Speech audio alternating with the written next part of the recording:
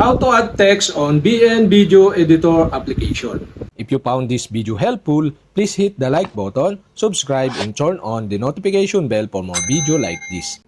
Go to BN application.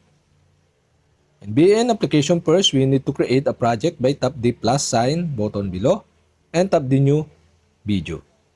Here, you can select the video you want to use. So for my example, I use this one and tap the next button below to insert the video. So in this tutorial, I'll show you how to add text in BN Video Editor application.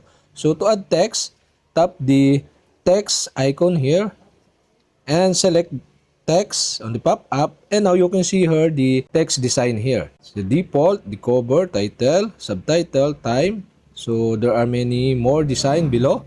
So for my example, I use the add a heading. As you can see, the text is here.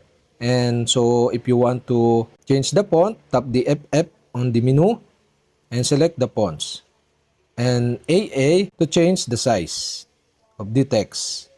And the color icon here to add the text, color, stroke, color, shadow color, and the background color.